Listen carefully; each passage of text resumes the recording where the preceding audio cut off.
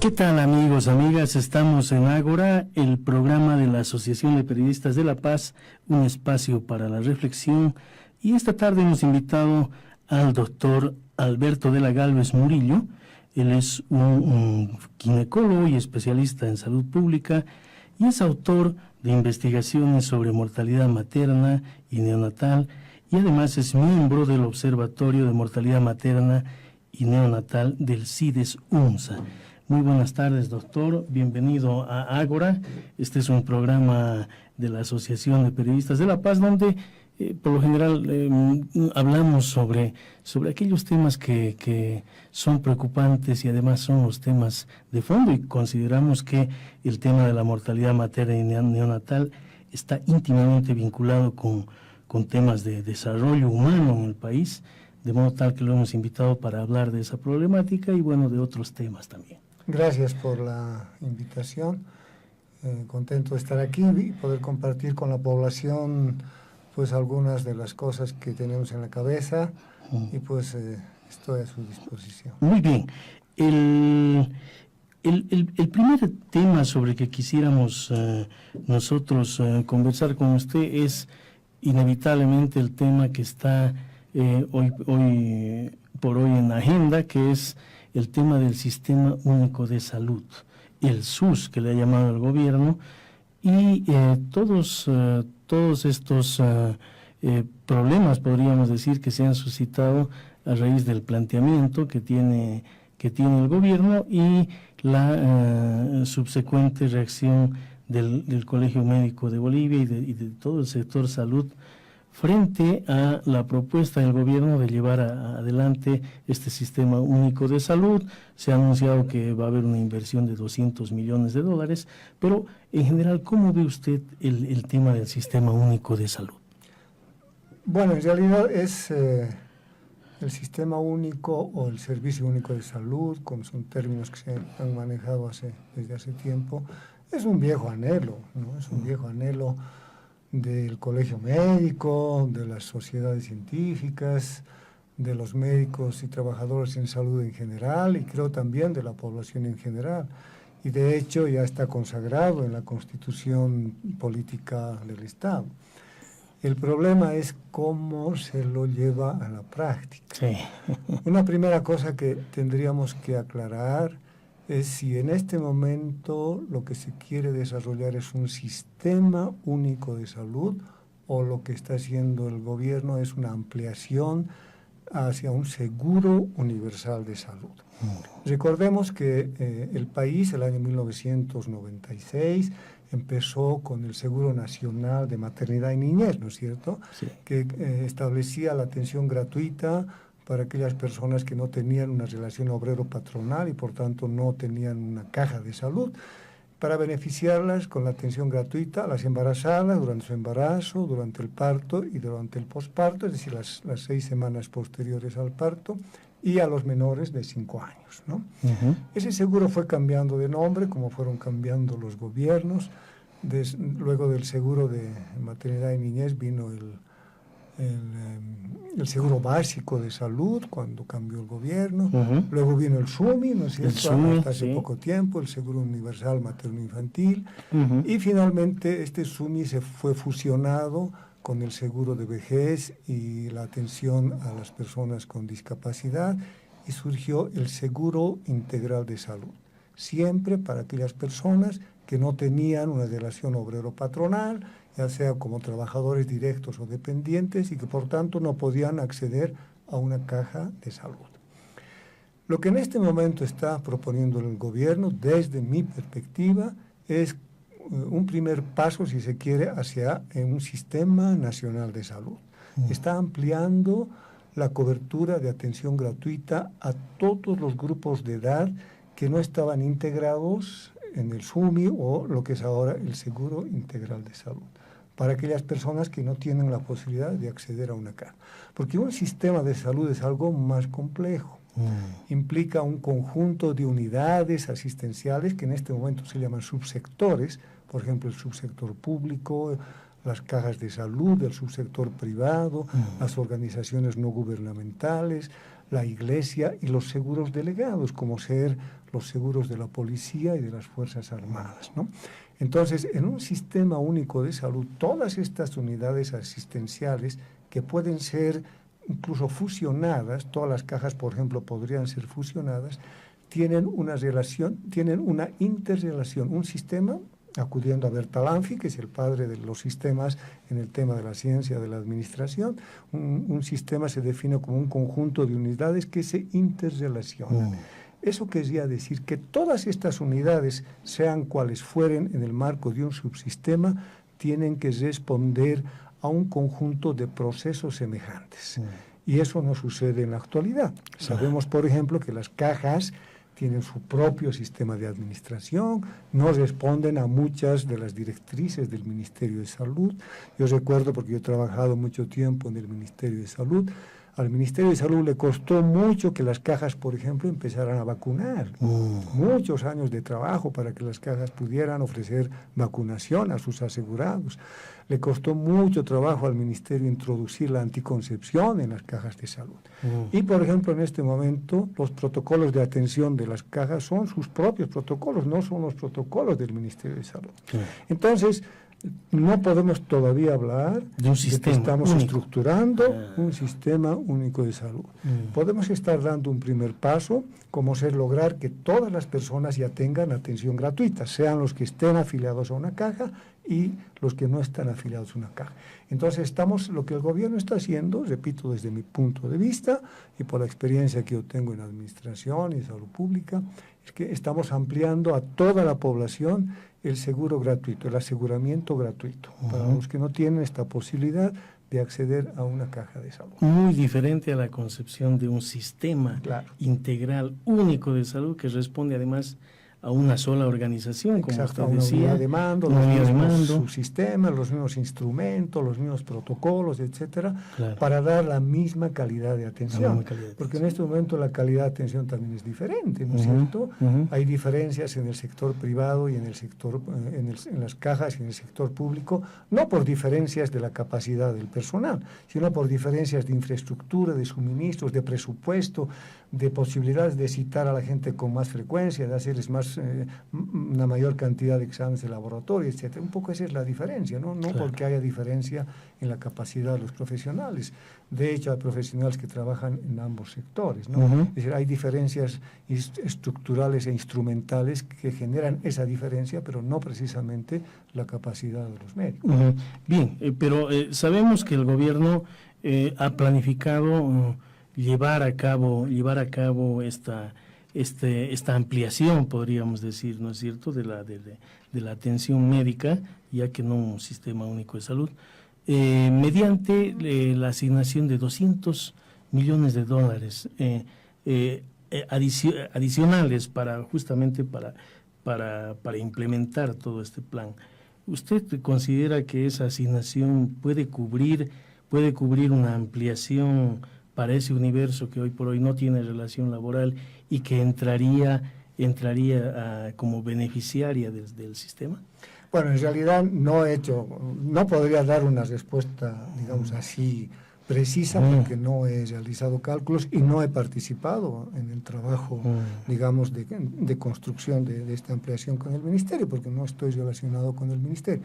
Sin embargo, hay que tener en cuenta varios aspectos. Hay un 15, no sé si es 15,5 o 15,3% que manejan los gobiernos municipales, ¿no es cierto?, para atender la salud. Ese 15,5% que ya está destinado hace tiempo, se empezó con el 10%, ¿no es cierto?, cuando nació el Seguro Nacional de Maternidad y Niñez, que era una transferencia que les hacía el Tesoro General de la Nación a los gobiernos municipales para que se hicieran cargo del seguro materno infantil. Y luego se subió a un 15 y pico por ciento por el tema del seguro de vejez y también para la atención de las personas con discapacidad. En este momento, los gobiernos municipales están manejando esa cantidad de dinero, que no sé en montos gruesos cuánto es, ¿no es cierto? No tengo en la cabeza ese dinero. Lo que en principio se ha dicho, como versión del Ministerio, de la autoridad principal, es que ese 15,5% va a seguir administrándolo el municipio. Es decir, en teoría, no habría una asignación adicional a ese 15,3 o 15,5%, porque no se ha dicho quién va a administrar estos 200 millones. El gobierno no ha dicho si va a ser transferencias o es directamente que lo va a usar él para cubrir las necesidades de infraestructura, de remodelación y de equipamiento, ¿no? No sabemos cómo se va a utilizar esos 200 millones. El problema es que si se quedan los gobiernos municipales con ese 15,5%, que en este momento está destinado para la atención de las mujeres embarazadas y de los niños menores de 5 años, si ese dinero lo va a tener que compartir con el resto de la gente que va a entrar al seguro universal, va a ser un problema. Porque en este momento ya hay dificultades, ¿no es cierto?, no solamente para que ese dinero alcance, sino para que ese dinero se administre. Hemos escuchado quejas de todo el mundo que los municipios les deben una cantidad de dinero y los municipios dicen que el gobierno central no les transfiere, entonces, bueno, todos se tiran la pelotita. Entonces va a haber la misma plata de los municipios para compartir con un contingente adicional de personas que se va a acercar a los servicios para ya no pagar. Porque otra cosa que hay que aclarar para entender bien el conflicto que tiene el gobierno con el colegio médico y viceversa, es que en este momento hay una cantidad de gente que está consultando en todos los niveles de atención y que está pagando, ¿no es cierto? Estoy hablando de las personas que no tienen una caja de salud. El año 2017 han habido 20 millones de consultas, ¿ya? 20 millones de consultas, que evidentemente no han sido generadas por los 12 millones de habitantes que tiene Bolivia, ¿no? Porque si todos estaríamos enfermos todos los años, estaríamos perdidos, ¿no es cierto? No podríamos hacer absolutamente nada. La mayor parte de la gente no se enferma, ¿no? Y hay mucha gente que, estando incluso asegurada durante años, no ha consultado. Eso lo sabemos muy bien, ¿no? Entonces, no tengo idea porque no hay un estudio, pero es posible que unos 3 millones de personas, ¿no es cierto?, generen todo ese volumen de consultas, ¿no? Es decir, consultando 3, 4, 5 veces al año, ¿no es cierto? Especialmente aquellas personas que tienen una enfermedad crónica y que requieren estar en control varias veces al año, ¿no? Entonces, digo, hay un contingente de gente que ya está siendo atendida en el primer nivel de atención y en los hospitales públicos, ¿no es cierto? Esa gente es la misma que va a acceder al seguro integral de salud, solo que ya no va a pagar, ¿no? Eso hay que entender. No es que va a haber una gente nueva, que entonces va a ser una masa, ¿no es cierto?, y nos van a aplastar, ¿no? Sí, más o menos. No es así. No es así. Es gente que ya está consultando, que solamente no va a pagar, ¿no? Seguramente se va a agregar un contingente adicional de gente que, viendo que no tenía plata para pagar una consulta, porque hay gente que vive al día, tiene 100, 200 bolivianos como una reserva, y que se lo tuviera que gastar en una atención médica, entra en lo que se llama gasto catastrófico, y se empobrece. También hay gente que sabemos que vive al día y que tiene que salir a la calle para cubrir sus necesidades, y que si no trabaja ese día no come.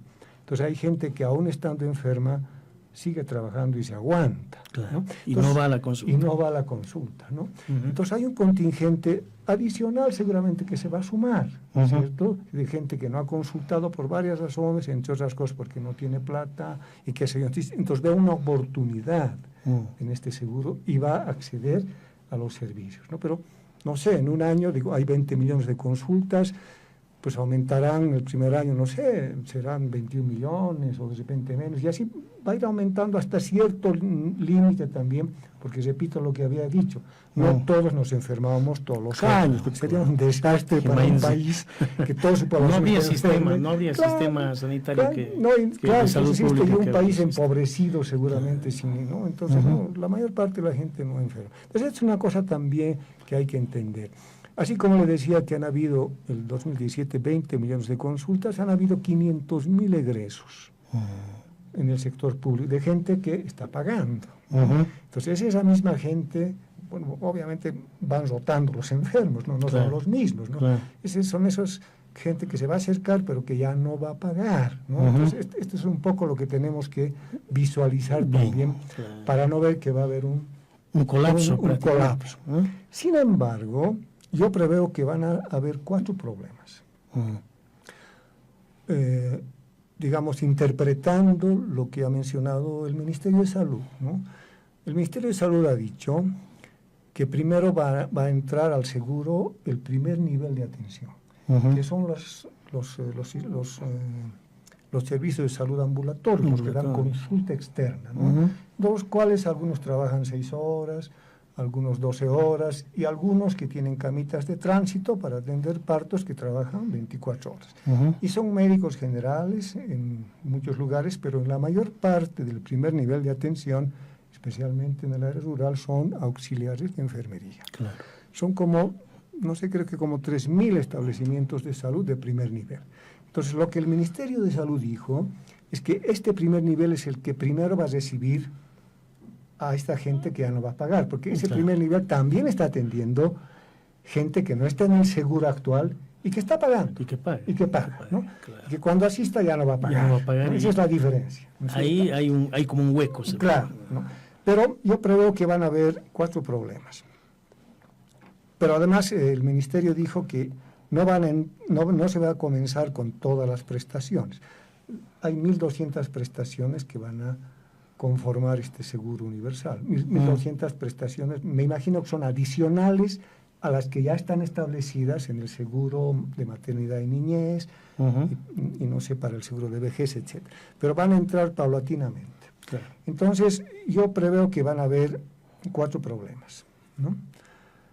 Va a haber gente que cuando, en marzo, creo que empieza, o en abril, cuando ya digan, bueno, ya se puede consultar, ya se puede acceder en el primer nivel, van a ir al primer nivel y no van a estar enteradas, obviamente, de cuáles son las prestaciones. Claro. ¿No es cierto? Tendría que generarse un sistema de información para que la gente diga, estoy mal de tal cosa aquí, y no está en la lista todavía, entonces tengo que ir, me van a cobrar. ¿No? Claro. Nadie va a hacer esa distinción, construcción mental, porque no va a tener la información. Entonces hay gente que va a ir a consultar al primer nivel y le van a decir, ¿sabe qué? Su problema no está en la lista preliminar. Y tiene que pagar.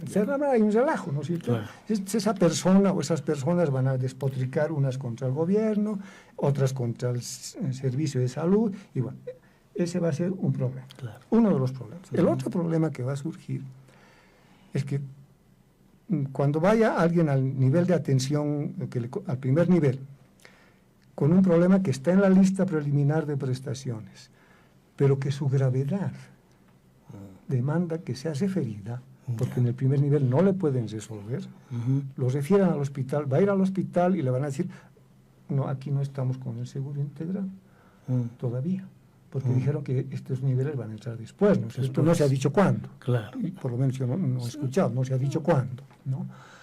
Entonces, o esa persona, algún personal de salud de repente medio opa, de repente va a rechazar a esas personas, se va a armar todo un relajo. Pero otros le dirán, no, pero tienen que pagar, y igual se va a armar el relajo, ¿no? Entonces igual, unos van a despotricar contra el gobierno y otros van a despotricar contra el... ¿no?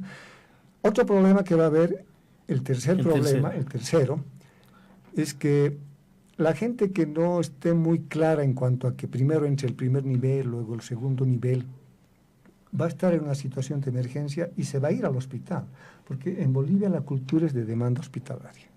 Esa es la cultura. No es de primer nivel. No es de primer nivel, ¿no? Solo la gente de las que están aseguradas tienen que ir a su médico de familia, ¿no es cierto?, para que a partir de ahí se lo pueda derivar al especialista, ¿no? Pero en general en Bolivia la cultura es de irse al hospital. Directamente. Especialmente si uno está, digamos, con algún problema con cierta gravedad. Entonces alguien se va a sentir mal, va a decir, no, pues hay gratuidad, no, me voy. Se va a ir al hospital. Y eso... Le va a decir, o todavía no entramos, o todavía no está en la lista, ¿no es cierto? Y va a ser un lío también. Y el cuarto problema es que la gente que ya está siendo atendida en los hospitales públicos con enfermedades crónicas, cardiología, cancerología, que se va a decir, ahora sí me arreglé, ya no tengo que pagar. Y se va a ir, va a decir, no, señor, tiene nomás que pagar porque todavía no estamos aquí. Todas las prestaciones no están. O nosotros no nos toca empezar, vamos a empezar de aquí a 2 meses, de aquí a 3 meses. ¿No? Entonces son esos 4 problemas que van a haber, ¿no es cierto? Yo creo que invariablemente. Y si usted se los anota, yo se lo puedo firmar, sí. Porque van a surgir ese tipo de problemas, ¿no? Entonces, claro, hay que capacitar, hay que informar a la gente, hay que capacitar al personal de salud para que responda apropiadamente. Y al primer nivel de atención, yo no conozco un estudio de la capacidad de respuesta del primer nivel para resolver problemas. Se dice que el primer nivel debe resolver al menos un 70% de los problemas, ¿no? Se entiende que si no son de mucha gravedad. Claro. ¿No? Yo no sé cuál es la capacidad, lo tengo que reconocer porque no hay un estudio en Bolivia, de cuál es la capacidad de respuesta de nuestro primer nivel. Y no sé cómo estarán respondiendo problemas diferentes a los materno-infantiles. Claro. Entonces yo no sé cómo les irá en la resolución de estas primeras prestaciones. Va a haber que generar seguramente el Ministerio está preparando los protocolos de atención.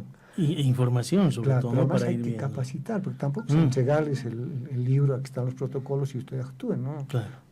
Son médicos generales, es un proceso. Claro, sí. que han perdido mucho de su conocimiento de cardiología, de neumología, de nefrología, y va a llegar gente con diabetes, con hipertensión, etcétera. Y de hecho están atendiendo eso, no sé cómo lo estarán haciendo, pero es un problema adicional importante porque necesitamos que ese nivel funcione de la mejor manera, ¿no? Y si eso no lo resolvemos, yo creo que ninguna gestión ministerial, excepto tal vez la de la doctora Nila Heredia, pero la propuesta de ella y la gente que lo acompañó, realmente se murió, ¿no es cierto?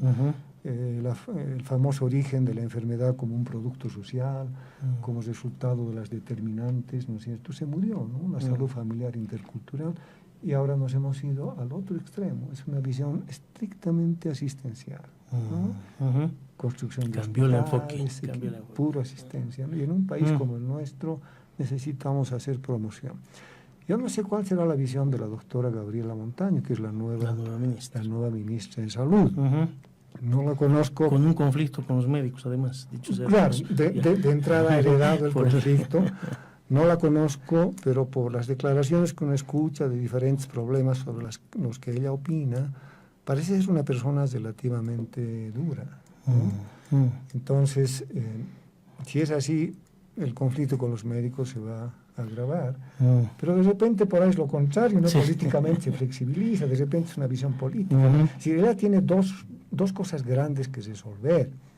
Desde la perspectiva política, el conflicto con los médicos, pero desde la perspectiva del seguro universal, con miras al sistema único de salud, ¿cuál es su visión de la salud?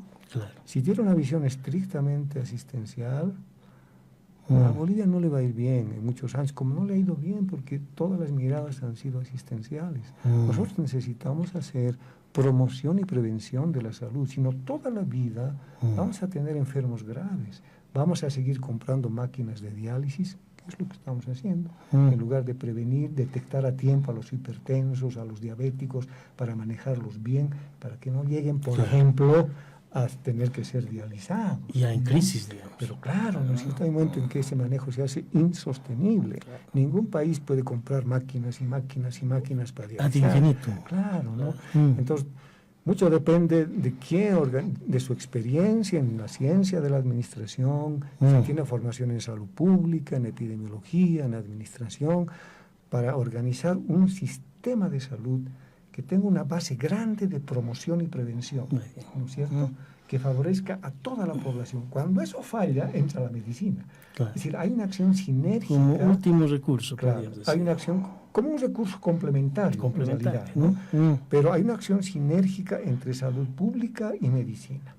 La salud pública previene y está dirigida a la población. La medicina cura y está dirigida a individuos, ¿no? Claro. Pero cuando se le escapó a la salud pública situaciones en las que, bueno, la gente empeoró su situación, ahí entra la medicina para resolverlo, ¿no? Pero primero es salud pública, y si Bolivia no hace promoción y prevención. No nos va a ir muy bien, no vamos a avanzar mucho en salud, porque la salud no se resuelve con hospitales. Necesitamos hospitales, necesitamos equipamiento, eso es cierto, ¿no es cierto? Pero no es solo eso. Con solo eso no vamos a resolver mucho. Sobre el tema, usted decía que el tema, por ejemplo, de la aplicación, ya cuando comience esto, va a hacer que en algunos centros, por ejemplo, algunas personas digan, bueno, ahora yo ya no pago, ¿no? Y hay muchos centros de salud, porque ese es uno de los argumentos del Colegio Médico, que inclusive han comenzado a ver inclusive nociones de autosostenibilidad en base a esos servicios. O sea, ¿cómo va a ser esta situación? Y además, o sea, ¿cómo se van a solventar los ítems? Es decir, que es clave en el sistema. Claro, bueno, los ítems van a seguir siendo pagados, por el Tesoro General, por las gobernaciones. Claro, hay un serio problema en los hospitales de tercer nivel. Por ejemplo, pensando en el hospital de la mujer Perciboga, que tiene un montón de ítems por contrato. Bueno, no son ítems, claro, son contratos. Son contratos. Sí. Que se los solventa. Hay más demanda, entonces se contrata a más personal. A través de la atención de ginecología, por ejemplo, que no está dentro del seguro materno-infantil. Entonces, esos ingresos que tiene el hospital le permite contratar más profesionales, claro. ¿No? Entonces, no sé si, bueno, en teoría el ministro dijo que se van a ampliar ítems, no sé cuántos ítems, ¿no es cierto? No sé si esos 200 millones van a estar dirigidos en una parte para ítems, pero se irían muy rápido esos dineros, ¿no? Si hay que pagar a la gente 13 sueldos, ¿no es cierto? Entonces es un problema, ¿no? Sí. Entonces, por eso es que seguramente los hospitales no van a entrar todavía con el seguro integral, ¿no? Porque me imagino que se van a resolver problemas de personal, problemas de infraestructura, por lo menos en cuanto a remodelaciones, etcétera, y el tema de equipamiento, ¿no? ¿Sí? Claro. El ministro no ha dicho, yo no lo he escuchado, no sé si habrá dicho algo, porque uno no siempre está a las 24 horas escuchando, viendo tele. No sé si habrá dicho algo, pero no ha dicho nada que yo sepa sobre cómo se va a trabajar con los hospitales, cuándo van a entrar, cómo se va a entrar, qué cosas previas se van a hacer. Y de repente estas cosas oscuras son también las que no permiten resolver el problema con el colegio médico. Claro. Porque si yo me estoy guardando cosas o no sé qué voy a hacer, que sería lo más grave, ¿no es cierto?, empeora la posibilidad de tener un acuerdo con los que se están oponiendo al seguro, pero no porque no quieran un seguro, sino porque están un poco viendo que van a haber ciertas dificultades y los que van a salir perdiendo van a ser los médicos, porque los médicos ya no están tan bien vistos, ¿no es cierto? Ya hemos dejado de ser los dioses, ¿no es cierto? Ya no somos tan así, la gente ya protesta, ya nos insulta, alguna gente levanta la mano, ¿no es cierto? Entonces, yo creo que también el Colegio Médico ve un poco este tema de que podrían salir perdiendo más los profesionales de salud. Claro, bien. Entonces, pero vayamos un poco ya entrando más en la materia de su especialidad, que es, usted ha realizado muchas investigaciones, numerosas investigaciones sobre el tema, un tema fundamental, a mí me parece un tema muy clave, que es la mortalidad materna, sobre todo, ¿no? ¿Cuál es la visión que usted tiene en la actualidad sobre este tema tan de capital importancia, me parece a mí, ¿no? Aunque creo que todavía creo que hace falta una visión mucho más detenida y reflexiva sobre el tema, que realmente le asigne la importancia en la política pública, sobre todo en cuestión, digamos, obviamente de salubridad, ¿no? De salubridad pública. ¿Cómo ve usted el tema? ¿Cuál es su diagnóstico sobre la materia? Claro, uno de los riesgos que presenta todo este tema del seguro universal, ya habíamos mencionado que ese 15.3% que manejan los municipios, que en gran medida está dirigido a la maternidad y a la infancia, se va a tener que compartir con esta otra gente que ya no va a tener que pagar. Claro. Por lo menos esa es la visión, porque no se ha dicho otra cosa. No se ha dicho que se va a aumentar a los municipios, no se dijo quién va a administrar los 200 millones. Entonces, uno de los problemas que puede ser muy serio es que gran parte de ese dinero que estaba destinado a este tipo de atención, ¿no es cierto?, y que le permitía a cada servicio no solamente reaprovisionarse de suministros, etcétera, sino tener dineros guardados para hacer refacciones, para comprar equipamiento, ¿no? Gran parte de este dinero va a ir a tener que compartirse, ¿no es cierto?, con los otros servicios que en este momento están cobrando. Claro. Cardiología, neumología, nefrología, cancerología, qué sé yo, ¿no? Claro. Ese es un serio riesgo, porque esos otros servicios van a demandar más dinero. La atención materno-infantil, yo diría, no cuesta en realidad comparativamente, no cuesta mucho. No cuesta tanto atender a una embarazada, aún con una cesárea, lo que usted quiera, como atender a una persona enferma del corazón, que tenga un problema cardiológico o un cáncer, ¿no es cierto? Entonces, si solo va a ser ese 15.5% que voy a tener que compartir ya con los otros servicios de todo el hospital, ya es más complicado. Y si el municipio va a tener que repartir a cada uno de los lugares, ya no solo se va a tener que preocupar por maternidad y niñez, sino por los otros servicios, va a ser un serio problema, ¿no? Entonces, en este tema puede disminuir la disponibilidad de medicamentos y suministros para la atención de las madres y los recién nacidos. Ese puede ser un impacto. Claro, ¿no? Puede ser un impacto importante. ¿Y cómo es, pero cuál es la situación actual en este momento del tema de la mortalidad materna? ¿Cómo lo evalúa usted? O sea, ¿por qué? Porque le digo, por ejemplo, en los estudios de índice de desarrollo humano, por ejemplo, que se ven, o sea, uno de los principales indicadores, o sea, es justamente la mortalidad materna. En otros países, inmediatamente creo que es uno de los índices que se ve inmediatamente para saber cuál es el estado de ese país, inclusive en temas de desarrollo humano, pero veo que como le digo, el tema creo que no ha entrado, o aquí no se le asigna la debida importancia aquí en cuanto a la política pública. Claro, el tema es un indicador de desigualdad, ¿no? Definitivamente. Y por los estudios que se han hecho, Bolivia ha hecho muchos estudios. En salud tenemos mucha información. Hay gente que puede creer que no es así, pero hay mucha información para darse cuenta, ¿no es cierto? No solamente que el Ministerio de Salud la tiene a través de su Sistema Nacional de Información de Salud, que nació el año 1991, sino las encuestas de demografía y salud, de las que Bolivia ha hecho 4 encuestas, ¿no? En varias de ellas se ha investigado mortalidad materna.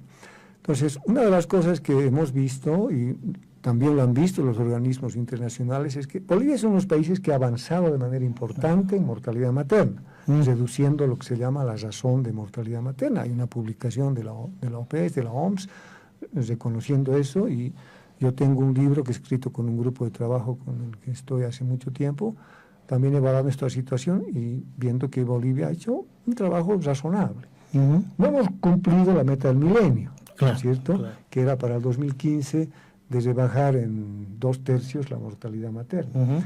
Tendríamos que haberla bajado para el año 2015 más o menos a 90 muertes por 100.000 nacidos vivos.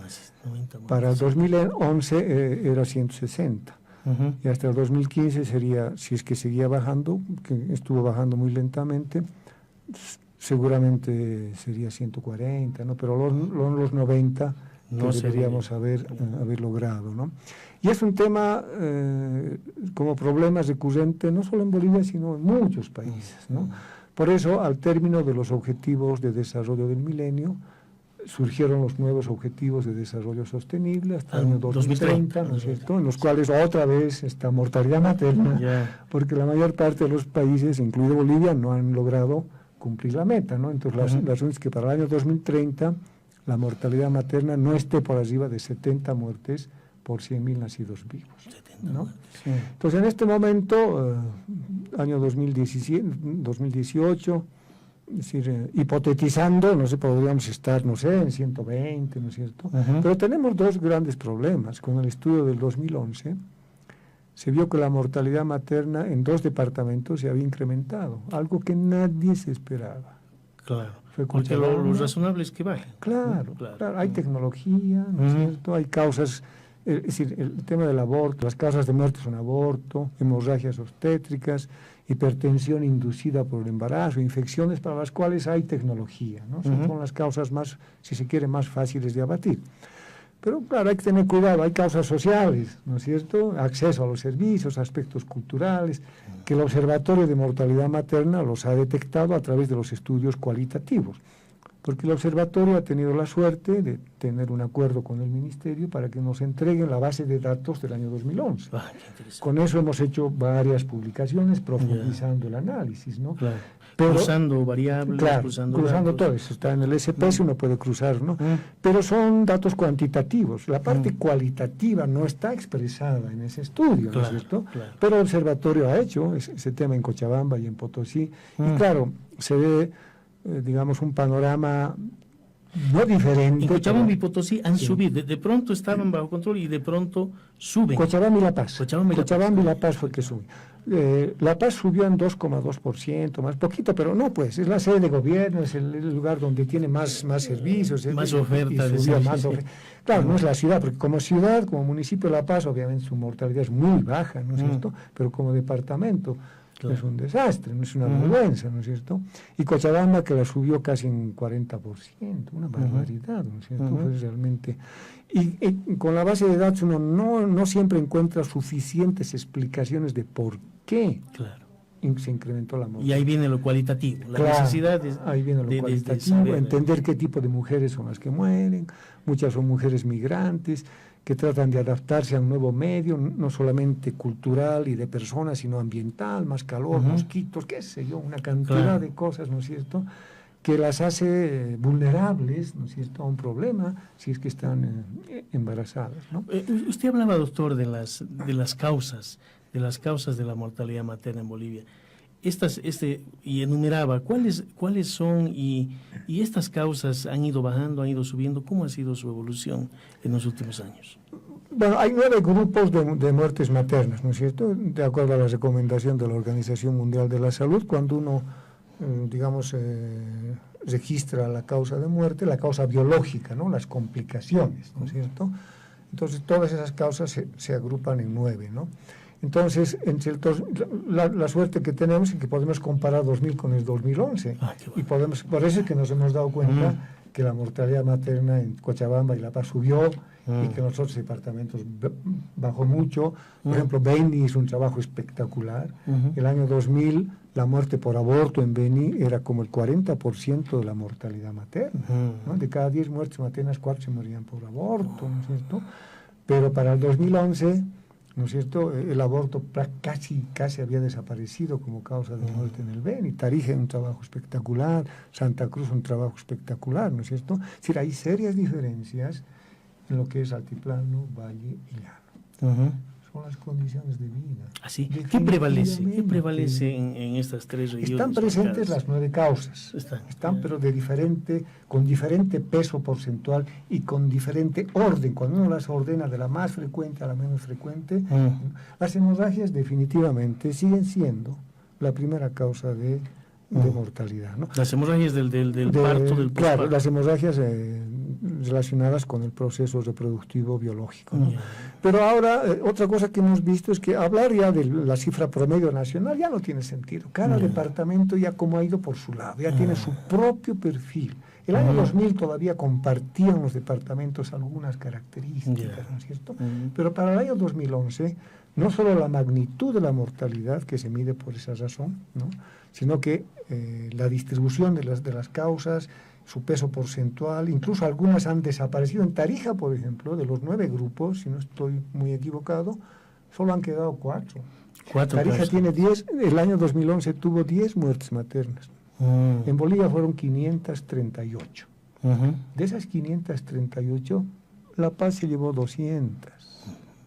¿Cuál es la causa? Pero hay también un problema poblacional, ¿no? La Paz tiene 2 millones de habitantes en todo el departamento, entonces tiene un peso también, pero definitivamente son las condiciones de vida, los aspectos culturales. Todavía la gente tiene dificultades para acceder por cultura, etcétera, las distancias, una cantidad de cosas, y el sistema de salud no siempre responde apropiadamente, ni oportunamente. Pues hay también fallas, ¿no? En este ámbito de la salud materna se manejan lo que se llaman las 3 demoras, ¿no es cierto? La primera demora es en domicilio, ¿no? Si hay una complicación y la familia tarda en reaccionar, entonces la posibilidad de muerte aumenta. Luego el problema de transporte, buscar transporte, con quién dejar a los hijos, es la segunda demora. Si hay retrasos en esto, la muerte se acerca. Y la tercera demora es al interior de los servicios, cuando la respuesta no es oportuna ni apropiada. Entonces hay fallas en los 3 niveles. ¿No es cierto? Pero en La Paz más se presentan estos casos en el área rural, claro, más que en la ciudad. Definitivamente. Bueno, muchos casos, la mitad de las muertes en la ciudad de La Paz son de municipios vecinos, ¿no? Que vienen por la atención hospitalaria, etcétera, pero llegan tarde, en malas condiciones. Por esas 3 causas, algunas de las 3. Cuando ya la crisis ya se ha desatado. La tecnología, etcétera, ya no permite salvarles la vida, ¿no? Pues mucha gente muere pues en sus casas, en el área rural todavía la mortalidad en domicilio es más o menos la mitad. Contrariamente a lo que podríamos suponer, porque se ha reducido mucho la atención del parto en domicilio, ¿no? Es casi el 20%, ¿no es cierto? La mayor parte de la gente ya da luz en un servicio de salud. Pero en mortalidad materna, como que la mitad se mueren todavía en domicilio, en el trayecto hacia el servicio de salud. Claro. ¿No? Esas dificultades físicas para llegar claro. Entonces, con el Observatorio de Mortalidad Materna, nosotros hemos visitado los 9 departamentos, ¿no? Y con esta información que tenemos del año 2000, del año 2011, a cada departamento le hemos mostrado su realidad y por qué partes podría entrarle, ¿no es cierto?, la solución del problema, qué medidas tomar, ¿no es cierto? O sea, siendo propositivos. Claro, ¿no? Ahora ya veremos si viene la aplicación. Si nos han escuchado o nos han hecho creer que nos han escuchado. Bien, el tema del embarazo en adolescentes o embarazo adolescente, creo que es otra de las variables de mortalidad. ¿Cómo está esto? ¿Cómo ha evaluado usted que ha investigado? Es diferente en los países, ¿no? En general se dice que el embarazo en adolescentes es más riesgoso que en otras edades. Nosotros no hemos encontrado necesariamente una situación así. Hemos visto, por ejemplo, de acuerdo con los estudios de la encuesta de demografía y salud, de las que Bolivia ha hecho 5, ya le comenté, desde el año 94, que, por ejemplo, las embarazadas adolescentes acuden a la consulta con la misma frecuencia que el resto de mujeres de más edad. Es decir, son proactivas en el cuidado de su salud, ¿no? La única diferencia que hay es que acuden un poquito más tarde. El Ministerio de Salud promueve que se acuda en la primera mitad del embarazo a la primera consulta, es decir, hasta las 20 semanas, ¿no? Entonces, las adolescentes tienen un poquito de diferencia con el resto, acuden un poquito más tarde, pero al final acumulan la misma cantidad de consultas. Para el parto, asisten a un servicio de salud igual o más que las mujeres de más edad, ¿no? Entonces, son muy proactivas para el cuidado de su salud. La mortalidad materna en ellas se ha incrementado en algunos departamentos, por ejemplo en Cochabamba. En Cochabamba se incrementó un poco la mortalidad materna en niñas y adolescentes y apareció mortalidad en la franja de 10 a 14 años.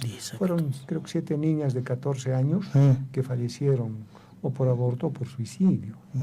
El suicidio pesó mucho en Cochabamba, uno de los lugares donde las niñas se suicidaron, ¿no? Entonces es un tema también que complica el manejo de la mortalidad materna, ¿no? Entonces hay más embarazos en adolescentes en números absolutos probablemente, porque en números relativos casi no ha aumentado, pero sí en números absolutos por el crecimiento de la población, es un poco obvio, y la disminución de embarazos en otros grupos de edad, ¿no? Los niños de madres adolescentes sobreviven más que los niños de las otras madres más edad, ¿no? Entonces tienen varios aspectos positivos las niñas adolescentes y claro, hay también algunos aspectos negativos. Son resultado muchas veces de, creo, violaciones, abusos sexuales. Claro, puede dar, pues se han dado hay bastante de eso, el matrimonio o la unión temprana, que es muy frecuente en la región oriental de nuestro país, ¿no es cierto? Entonces eso también tiene problemas y hace que muchas veces mujeres, niñas adolescentes que están de 17, 18 años, de repente ya tengan 2, tres hijos, ¿no es cierto? Pero hemos encontrado aspectos favorables en su conducta hacia la protección de su salud. Bien, usted, vuelve un poquito atrás y usted decía que hay realidades distintas en el país según las regiones, sí, y según tal vez, o sea, las tres típicas divisiones que tiene el país, es decir, área andina, área de llanos y área de valles. ¿Cómo es el perfil? ¿Cómo es la mortalidad materna en cada una de estas regiones? Si se podría hacer una tipificación. Primero, en el indicador de magnitud, ¿no es cierto?, la cantidad de muertes y lo que es lo que se llama la razón de mortalidad materna, es decir, el número de muertes maternas por cada 100.000 nacidos vivos, encabeza el altiplano, definitivamente, ¿no? Con los 3 departamentos, aunque Oruro se distancia bastante favorablemente de La Paz y Potosí, ¿no? Bastante. Pero sumados los 3, la mayor razón de mortalidad materna está en el altiplano. Luego viene después el valle, ¿no es cierto? El valle, pero Cochabamba se distancia mucho porque lo echó a perder, por decir algo, con su razón que aumentó muchísimo. Tarija se dispara, se aleja muchísimo, y Chuquisaca como que va, digamos, en su propio ritmo, ¿no es cierto? Entonces, es tal vez donde hay más diferencias por región ecológica entre los departamentos que la conforman, en el área del valle, ¿no? Chuquisaca, Tarija y Cochabamba. Y en la parte del oriente es donde está la más baja mortalidad materna, ¿no es cierto?, muy baja en Santa Cruz, ya son 2 dígitos, están por debajo de 100, ¿no es cierto? Los restos están por encima de 100, tienen 3 dígitos. Entonces, Santa Cruz, Beni e incluso Pando, ¿no? Pero definitivamente son las condiciones de vida las que tienen un peso muy importante para el resultado de la salud en la madre y en el bebé. ¿No? Entre estas condiciones de vida, o podríamos decir las causas de la mortalidad materna, muchas de ellas se pueden prevenir, no se pueden prevenir. ¿Cómo es esto, doctor? Claro, por ejemplo, una de las cosas que se maneja, por ejemplo, para evitar la mortalidad por aborto, es la anticoncepción, ¿no? No necesariamente, yo diría, para evitar que se embaracen las mujeres, que nunca más se embaracen, sino especialmente para lograr un espacio entre embarazos razonable. Las investigaciones muestran que cuando hay un espacio de al menos 24 meses, mejor si son 3 años, ¿no?, de distancia entre un embarazo y otro, la madre se recupera apropiadamente de su anterior embarazo y está en mejores condiciones para enfrentar un nuevo embarazo. Entonces, la anticoncepción es importante para evitar, por ejemplo, el embarazo no deseado, ¿no es cierto?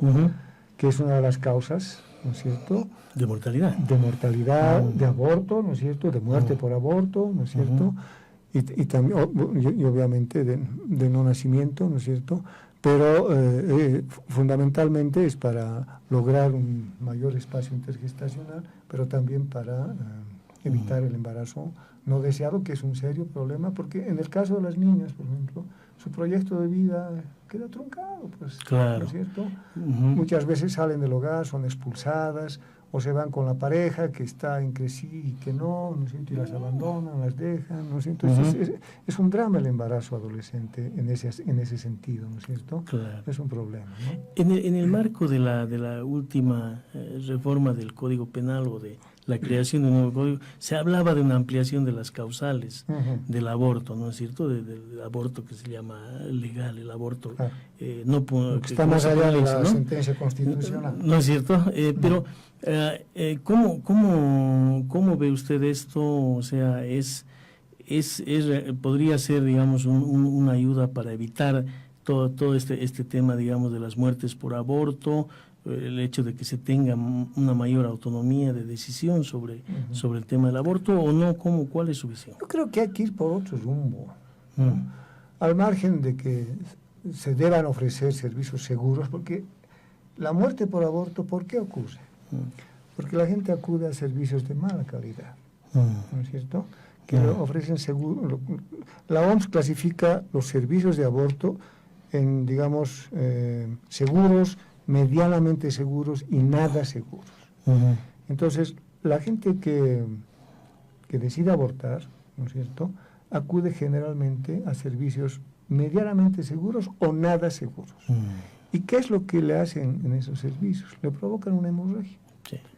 y así van a parar a los servicios públicos y de la caja, porque lo que se atiende en los servicios públicos son abortos incompletos.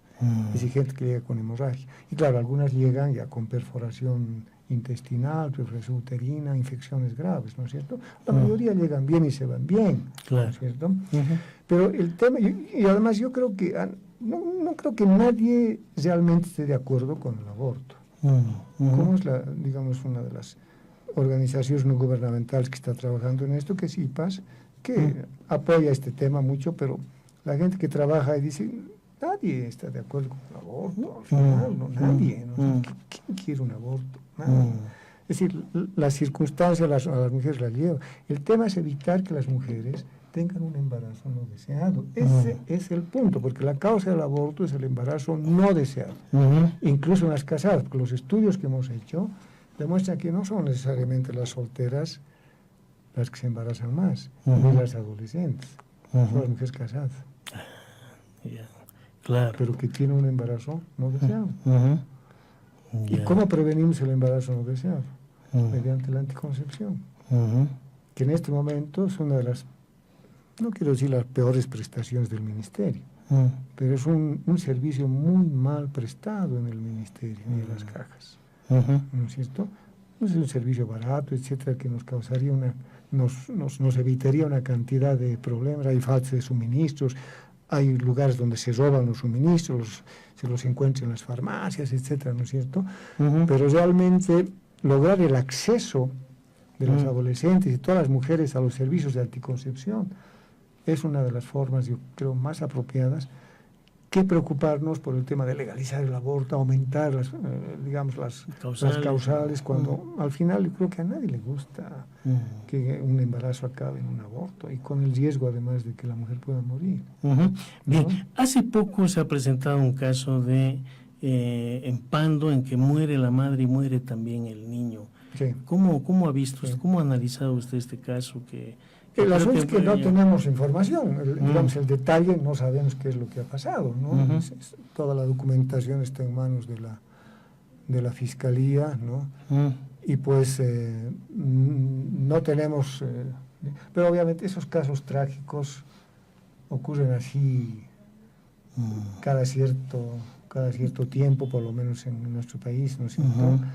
Y claro, son los casos que derrumban el sistema. Claro. Un caso derrumba el sistema, no solo en Pando, sino en todo el país. Y entonces claro. se agudizan los sentimientos, etcétera. La gente protesta más, y hay gente que ya se lanza, ¿no?, con hospitales de muerte, médicos de muerte, hospitales del terror. Si estuviéramos así, el ministerio tendría que suspender el seguro universal. ¿Y cómo vamos a entrar si tenemos hospitales de muerte y médicos que matan? No, pues ¿cómo vamos a entrar así con un seguro universal? ¿No? Claro. ¿Cuánta gente va a generaliza? Claro, es que se agudizan los sentimientos por estos casos que son dramáticos realmente y que contradicen toda lógica, aunque no sabemos qué ha pasado realmente. No sabemos si la mamá tendría alguna complicación, no sabemos. Parece que el niño nació bien y que aparentemente por descuido falleció, pero en realidad detalles no existen, o sea que yo no podría opinar con más profundidad sobre esto, pero es un problema gravísimo que ha derrumbado el sistema. Lo ha derrumbado. O está el caso del bebé Warnes, claro. que realmente creo que sacudió a la opinión pública nacional, porque era un niño que o sea, necesitaba del servicio de incubadora, pero que habían adaptado una estufa. Creo que eso un poco revela, ¿no?, el estado un poco de algunos servicios. Claro, pues el personal de salud somos humanos, ¿no es cierto? Somos humanos, médicos, todos, ¿no es cierto?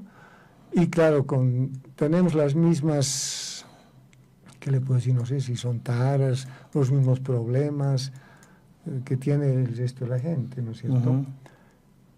Pero deberíamos tener una formación más humana, definitivamente, porque si nos encomienda la vida de las personas, ¿no? Y en ese aspecto yo creo que hay gente que está fallando, definitivamente hay gente que está fallando, y es el acostumbramiento que tenemos en Bolivia, no solo en la parte médica, sino en otros sectores, de ausencia de autoridad y ausencia de sanciones. Nos hemos acostumbrado a que no nos sancionen, y si nos sancionan, salimos toditos como una acción corporativa, ¿no es cierto?, hasta lograr, ¿no es cierto?, torcerle la mano a la autoridad, ¿no es cierto? Entonces ese es otro problema, de pérdida de autoridad también en Bolivia, definitivamente, ¿no? Ese es un problema. Bien, hay un punto que también quisiera tocar con usted, que es el tema de la cesárea también, ¿no? Como usted creo que ha hecho un relevamiento de datos, tiene datos interesantes, y creo que la cesárea ha ido creciendo en el país. ¿Cómo es esto, doctor? Sí, usted que ha hecho el estudio. Ha ido creciendo en todo el mundo, en realidad. ¿En todo el mundo? O en casi, en algunos países han logrado empezar a disminuirla, pero en Latinoamérica se lleva la flor, ¿no? Es el continente donde la cesárea se ha incrementado de manera espantosa, diríamos, ¿no? Que es un recurso tecnológico que ha sido inventado, si usted quiere, para reducir la mortalidad materna y para reducir la mortalidad de los recién nacidos, de los fetos y de los recién nacidos. Claro. ¿No es cierto? Con ese fin, con ese fin. Y se la debe utilizar cuando hay una complicación, es decir, una causa médica, una causa clínica, cuando hay una complicación en la madre o en el fetito. Es cuando se debe acudir a la cesárea. Pero por diversas circunstancias, especialmente en Latinoamérica, esta tecnología se ha ido incrementando. En la parte privada y en las ONGs donde llega el abuso, porque está bordeando el 70%, ¿no es cierto? Es decir, de cada 10 partos, 70 son por cesárea, y la naturaleza humana no dice que así tenga que ser. ¿No es cierto? Las mujeres desde los 3.000 millones de años que tiene la humanidad, no, la Tierra tiene ese tiempo, la humanidad un poco menor, ¿no? Han parido por la vía natural. Evidentemente muchas morían en el proceso, por supuesto, ¿no es cierto? Porque había complicaciones, y en ese momento no había médicos ni tecnología para resolverla, pero la mayor parte de la gente sobrevivía, porque de lo contrario el crecimiento poblacional de la humanidad no hubiera dado al ritmo que se ha dado. Claro. ¿Cierto? Si hubiera habido una mortandad espantosa en el momento de nacer de los niños. No habríamos vivido para contarlo. Claro, de repente la especie humana ya hubiera desaparecido. Pero su incremento ha sido muy acelerado. En la parte de las ONGs y el sector privado hay evidentemente un interés comercial. Ese es lo que mueve, el interés comercial. En esos sectores, esos sectores, ¿no? Porque ten en cuenta que hemos hablado de subsectores al comenzar, ¿no es cierto? Tenemos el subsector público, el subsector público que como que atiende, diríamos, por lo menos el 60% de la población, 60-70%, entre los que pagan y los que tienen ahorita los seguros gratuitos. La seguridad social, que atiende como un 25%, y el sector privado, ONGs, que atiende más o menos un 10%, no es más. El sector público es el que sigue cargando con la mayor cantidad de atenciones, definitivamente, ¿no? También en esos sectores ha habido un incremento de la cesárea, pero ya no es por razones económicas, obviamente, los médicos no cobran. Claro. ¿No es cierto? Todos tienen su salario ahí, ¿no es cierto?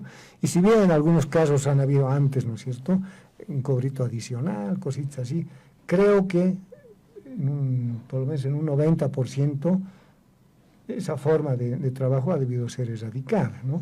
Todavía deben persistir en algunos lugarcitos, ¿no?, que el médico cobre algo a la mujer, a pesar de que es gratuito, seguro, claro, ¿no? Pero de repente, ¿no?, todavía no es posible. Entonces, en esos subsectores donde también la cesárea se ha incrementado, en el sector público está como en 40%. 40%. Y en la seguridad social un poco por encima del 50%. 50%. Pero ahí no cobran. Entonces, ¿qué está provocando que en esos sectores se incremente la tasa de cesáreas? Una de las razones que argumentan los médicos es el tema de las demandas por mala praxis. Ya sea por complicaciones de la madre o porque el bebé murió, ¿no es cierto?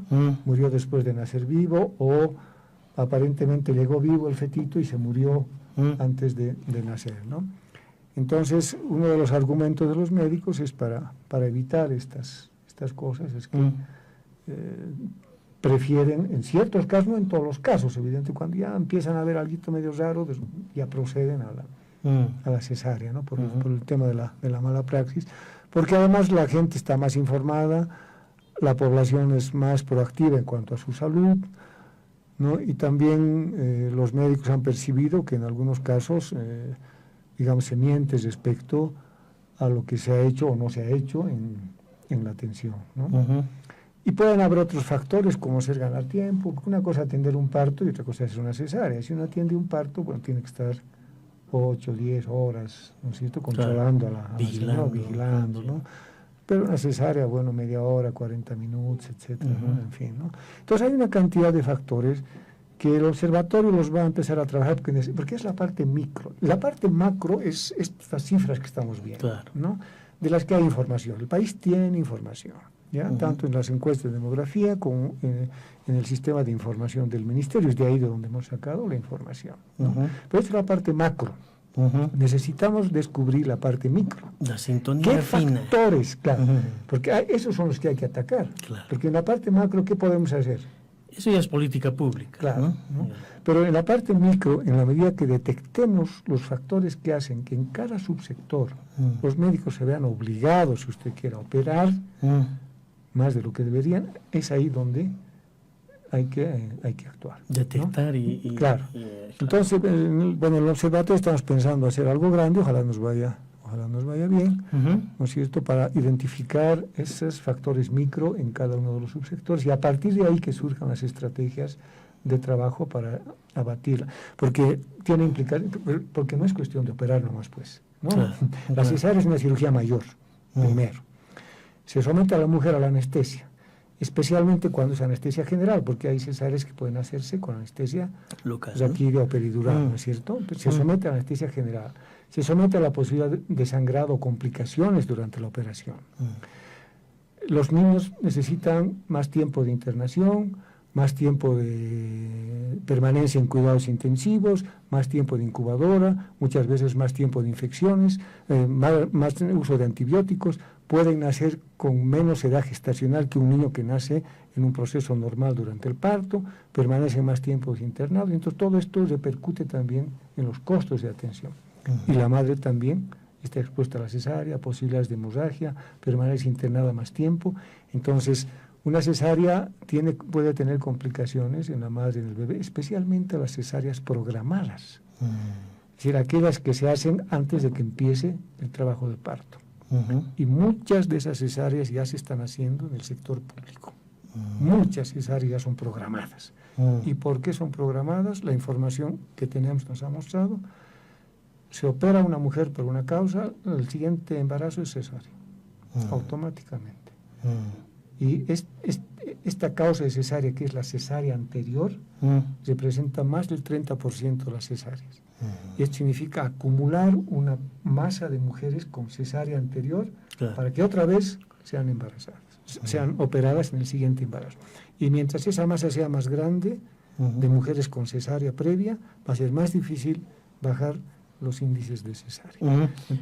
Sí, bien, doctor, usted es parte del Observatorio de Mortalidad Materna y Neonatal del CIDES-UMSA.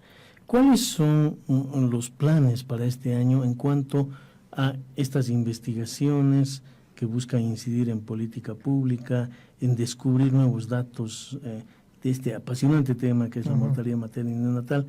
¿Qué es lo que se ha programado para este año? ¿Qué es lo que tienen en carpeta? ¿Qué es lo que van a hacer? Todavía no hemos trabajado en nuestro plan operativo. Hemos terminado con el análisis en profundidad de la base de datos del 2011. ¿No? Hemos publicado, no sé, creo que son como 8 documentos o 10, creo ya, libros. Los hemos distribuido, hemos ido a cada departamento a mostrarles su realidad. Entonces, son datos del 2011, ¿no es cierto? Ya están un poquito resfriados. Necesitan actualizarse. Pero eso no está en nuestras manos porque son investigaciones muy grandes. Es la autoridad la que tiene que generar esta información. El Ministerio tiene un sistema de vigilancia epidemiológica de la mortalidad materna. Nosotros hemos trabajado mucho estos 2 años en eso, con los comités departamentales de estudio de la mortalidad materna, procurando que se den cuenta de lo que está pasando en su departamento, ¿no es cierto? Nos hemos reunido con ellos 2 veces en cada uno de los años, el año pasado y el anteaño pasado, hemos reflexionado, etcétera, y un poco depende del trabajo que hagan esos comités para que la vigilancia epidemiológica pueda marchar bien. que permite detectar las muertes que están ocurriendo en el país, ¿no? En este momento el sistema de vigilancia tiene mucho subregistro, y lo que queremos es que estos comités un poco se aviven, ¿no es cierto? Porque también hay comités locales para detectar más muertes, especialmente las muertes en domicilio, como ya dijimos, son más o menos la mitad, ¿no es cierto? Para darnos cuenta de lo que está pasando, porque si nos atenemos al sistema de vigilancia y creemos que esa nomás es la información, estamos perdidos, ¿no? Tiene mucho subregistro, más del 50% de subregistros. Entonces, una de las recomendaciones que les hemos hecho es que el sistema de vigilancia tiene su registro y preocúpense por detectar las muertes en domicilio. Entonces, probablemente ya no vamos a avanzar mucho. El tema de las cesáreas nos está preocupando bastante. Queremos hacer un evento grande porque es una de las alarmas que ha dado el observatorio de la tasa de cesáreas, ¿no es cierto?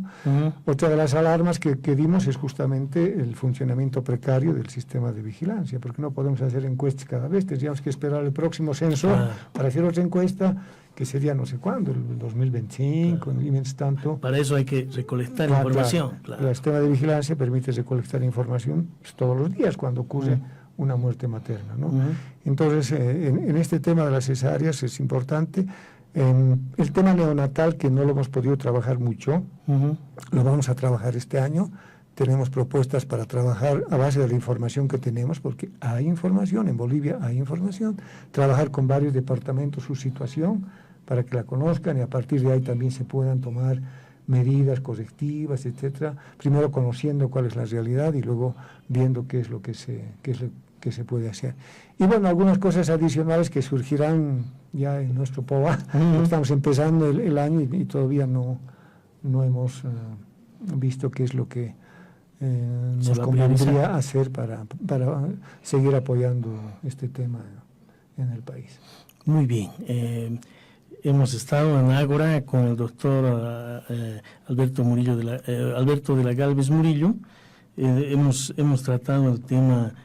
Obviamente es un tema amplio, pero nos hemos acercado más al tema de la mortalidad materna y neonatal. Doctor, queremos decirle que lo vamos a volver a invitar porque creo que vale la pena inclusive hablar de estudio por estudio. A ver, quisiéramos que en algún momento usted nos hable de su experiencia, de cómo ha ido descubriendo estos datos, estas diferencias entre regiones, etcétera. Creo que es un tema apasionante y muy importante, tomando en cuenta que es un indicador que está directamente vinculado con el desarrollo humano y además con los derechos humanos, ¿no es cierto? Sí, claro. Muy vinculado. Entonces, lo vamos a invitar en otra ocasión. Le agradezco por la visita y lo vamos a esperar en otras ocasiones. Gracias, pues un saludo, agradecido por esta entrevista y un saludo a la gente que escuche esta radioemisora. Y pues prontito podríamos volver a estar conversando. Muy bien, muchas gracias. Y amigos, amigas, se ha cumplido nuestro tiempo y nos veremos la próxima semana en Ágora. Hasta entonces.